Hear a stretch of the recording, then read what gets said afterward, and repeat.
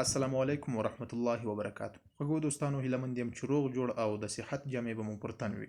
زه نورالدین علمدوست یم چې د مشال کورس د انګلیسي ژبې د زده کړې په موخه د دوهمې برخې درس ته به ادامه ورکوو. هیله مند یم چې د مشال کورس د لومړۍ برخې درس مو په صحیح ډول نوټ او حافظې ته سپارلی وي. دا دی نن بیا هم ستاسو په خدمت کې حاضر شوی یم چې د دوهمې برخې درس ته به ادامه ورکوو. تاسو هم قلم او کتابچه راواخلئ چې د درس په طرف ځو. لومړی د سنټنسز پارت یا د جملو برخه تلفظ او معنا کوو. راسره ملتیا وکوئ. نو خوږو دوستانو، د سنټنسز پارت یا د جملو په برخه کې اول جملې ته ځیر شئ. د اول جملې تلفظ به څنګه کوو؟ It doesn't match you. تلفظ یې څنګه کوو؟ It doesn't match you. دا له تا سره نه لګیږي. It doesn't match you. دا له تا سره نه لګیږي. تلفظ یو ځل بیا تکراروو. It doesn't match you. دا له تا سره نه لګیږي. له اولې جملې نه تیریږو، راځو دوهمې جملې ته. د دوهمې جملې تلفظ به څنګه کوو؟ I feel cold. تلفظ به څنګه کوو؟ I feel cold. په پښتو کې معنا یخني مې کیږي. I feel cold. په پښتو کې معنا یخني مې کیږي. تلفظ یو ځل بیا تکراروو. I feel cold. یخني مې کیږي. له دوهمې جملې نه هم تیریږو، راځو درېیمې جملې ته. د درېیمې جملې تلفظ به څنګه کوو؟ I feel hot. تلفظ یې څنګه کوو؟ I feel hot. په پښتو کې معنا ګرمي مې کیږي. I feel hot. په پښتو کې معنا څنګه ده؟ ګرمي مې کیږي. تلفظ یو ځل بیا تکراروو.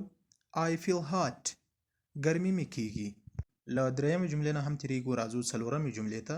د څلورمې جملې تلفظ به څنګه کوو؟ Get into the car. تلفظ یې څنګه کوو؟ Get into the car. په پښتو کې معنا څنګه ده؟ موټر ته ننوځه. Get into the car. موټر ته ننوځه. تلفظ یو ځل بیا تکراروو. Get into the car. موټر ته ننوځه. له څلورمې جملې نه هم تیریږو، راځو پنځمې یا د پای جملې ته. د پنځمې جملې تلفظ به څنګه کوو؟ What are you to me. تلفظ به څنګه کوو؟ What are you to me. ته زما څه کیږې. تلفظ یو ځل بیا تکراروو. What are you to me. ته زما څه کیږې. نو خوږو دوستانو، د سنټنسز پارت یا د جملو برخه مو تلفظ او معنا کړه. زو د جملو دوهمې برخې ته ملتیا مو وکوئ.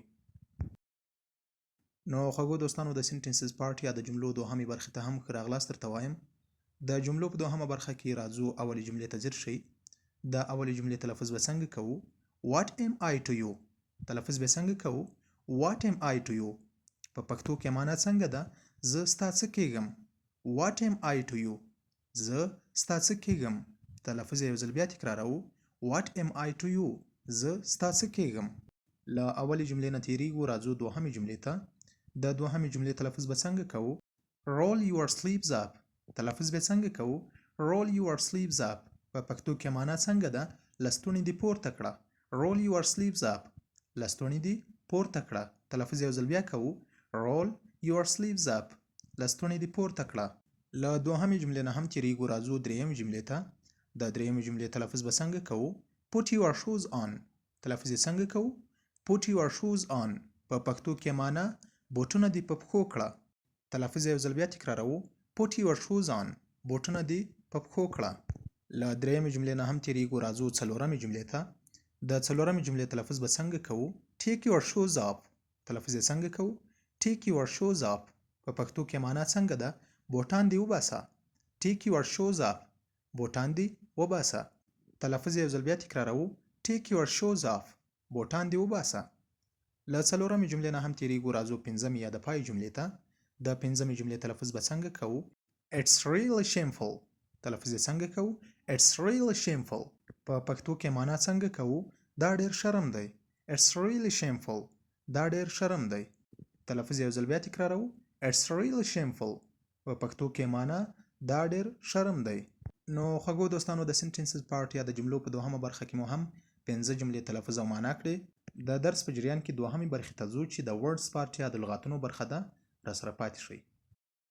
نو خوږو دوستانو، د ورډز پارت یا د لغاتونو برخې ته هم ښه راغلاست درته وایم. د لغتونو په برخه کې اول لغت ته ځیر شئ. د اول لغت تلفظ به څنګه کوو؟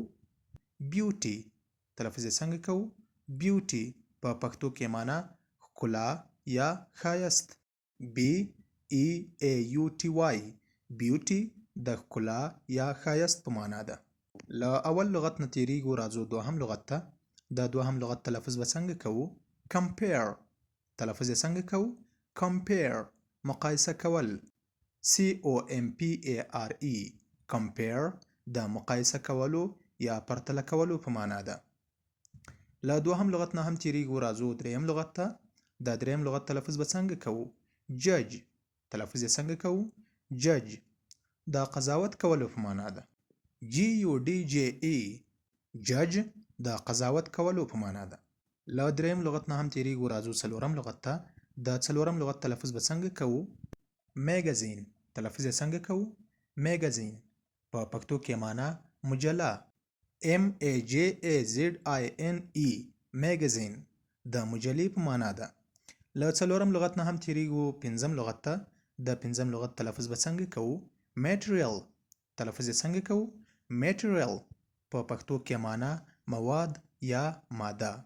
میټریل د موادو یا مادې په معنا ده. MATERIAL میټریل مواد یا ماده. نو خوږو دوستانو د ورډز پارت یا د لغاتونو په برخه کې مو د اول لاین 15 لغاتونه تلفظ او معنا کړو. اوس د ورډز پارت یا د لغاتونو په برخه کې دوهم لاین ته اوړو. په دوهم لاین کې اول لغت ته ځیر شئ. د اول لغت تلفظ به څنګه کوو؟ میل. تلفظ یې څنګه کوو؟ میل. خواړه یا غذا. MEAL میل په پښتو کې معنا خواړه یا غذا. په دوهم لاین کې له اول لغت نه تیریږو. راځو دوهم لغت ته. د دوهم لغت تلفظ به څنګه کوو؟ میثډ. تلفظ یې څنګه کوو؟ میثډ. په پښتو کې معنا لاره یا طریقه. METHOD میثډ لاره یا د طریقې په معنا ده. په دوهم لاین کې له دوهم لغت نه هم تیریږو. راځو دریم لغت ته. د دریم لغت تلفظ به څنګه کوو؟ نیبر. تلفظ یې څنګه کوو؟ نیبر. په پښتو کې معنا ګاونډی یا همسایه. نیبر د ګاونډي یا همسایه په معنا ده. NEIJHBOR نیبر ګاونډی یا همسایه. په دوهم لاین کې له دریم لغت نه هم تیریږو. راځو څلورم لغت ته. د څلورم لغت تلفظ به څنګه کوو؟ پروفیشنل. تلفظ یې څنګه کوو؟ پروفیشنل. په پښتو کې معنا مسلکی یا کسبي. پروفیشنل د مسلکی یا کسبي په معنا ده. PROFESSIONAL پروفیشنل مسلکی یا کسبي ته وایي. له څلورم لغت نه هم تیریږو. پنځم لغت ته راځو. په دوهم لاین کې د پنځم لغت تلفظ به څنګه کوو؟ کوالټي. تلفظ یې څنګه کوو؟ کوالټي. په پښتو کې معنا څنګه ده؟ قسم یا کیفیت. کوالټي د قسم یا کیفیت په معنا ده. QUALITY کوالټي د قسم یا کیفیت په معنا ده. نو خوږو دوستانو د ورډز پارت یا د لغاتونو په برخه کې مو همدا 10 لغتونه تاسو ته تلفظ او معنا کړل. هیله یم چې په تلفظ او معنا یې پوه شوي یاست. اوس د درس په جریان کې درېیمې برخې ته ځو چې د ګرامر پارت یا ګرامر برخه ده. د ګرامر پارت یا ګرامر په برخه کې هم یو تعریف راخلو. نور د درس لړۍ پای ته رسوو. راسره ملتیا وکوئ. نو خوږو دوستانو د ګرامر پارت یا ګرامر برخې ته هم ښه راغلاست درته وایم. د ګرامر په برخه کې نن په خپله ګرامر تعریفوو چې ګرامر یا ګرامر څه ته وایي.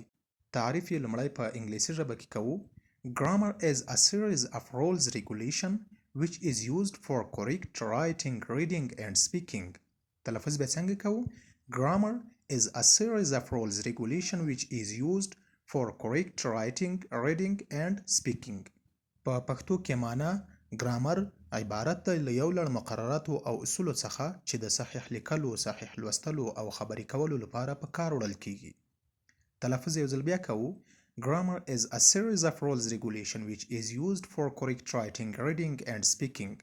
ګرامر عبارت دی له یو لړ مقرراتو او اصولو څخه چې د صحیح لیکلو، صحیح لوستلو او خبرې کولو لپاره په کار وړل کیږي. نو خوږو دوستانو د ګرامر پارت یا ګرامر په برخه کې مو نن په خپله د ګرامر تعریف راخستی وو، هم په انګلیسي او هم په پښتو ژبه. نو خدای دې وکړي چې تاسو یې په تلفظ او معنا پوه شوي یاست. د ګرامر یا ګرامر په برخه کې چې کوم سبقونه زموږ مخې ته راځي هغه به په راتلونکو برخو کې که ژوند او خیر وو تاسو ته تشریح کوو او تاسو هم راسره اوسئ ترڅو په راتلونکو برخو کې د ګرامر پارت، سنټنسز پارت، ورډز پارت له دې دریو برخو سره پوره بلدتیا ترلاسه کړئ. نو خوږو دوستانو دا چې د دوهمې برخې د درس پای ته رسیدلي یو. له تاسو نه هم ډیره مننه کوم چې تر اوسه پورې راسره واست، خپل قیمتي وخت مو راسره مصرف کړ. له تاسو نه مو د مشال کورس په دوهمه برخه کې هم په احترامانه ډول دا غوښتنه ده چې له لومړۍ برخې نه تر 50مې برخې پورې د انګلیسي ژبې اړوند ټولې درسي ویډیوګانې راسره وڅارئ ترڅو له انګلیسي ژبې سره بلد شئ. او که مو زموږ د یوټیوب چینل سبسکرایب کړی نه وي د سبسکرایب تڼۍ ته ورشئ، هغه در سره کلیک کړئ ترڅو زموږ هره نوې اپلوډ شوې ویډیو ستاسو مخې ته راشي. نو خوږو دوستانو له تاسو نه په خاصه توګه ډیره مننه کوم. هیله مند یم چې ستړي شوي او خسته شوي به نه یاستئ. او بله دا چې وخت کم دی، د درس پای ته را رسیدلی یو. تاسو هم په همدې ځای موږ ته اجازه راکړئ. تاسو چې هر چیرته یاست لوی الله جل جلاله ته مسپارم. خوشحال، کامیاب او سرلوړي اوسئ.